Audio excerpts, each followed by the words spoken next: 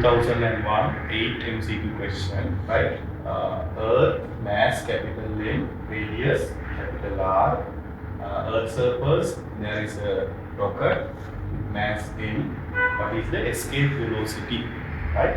Here, now escape velocity is the velocity you need to give to the rocket here to go away from our gravitational field, right? Then here we are going to get the total energy conversion, right? Here, when the rocket in the surface is at the surface, it has a kinetic energy of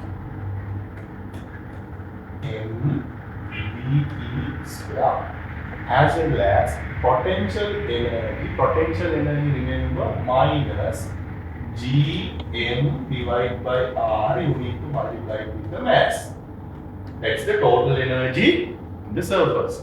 When we are at infinite distance or away from our gravitational field, no E, right? Suppose when rocket is here, the velocity should be 0, then it's okay, right? Then it's escape from our gravitational field. Then there are kinetic energy 0, gravitational potential energy. When it's escape, no any attraction towards the earth, then that also 0. Then here right hand side 0, right? Now you can simplify this one, right?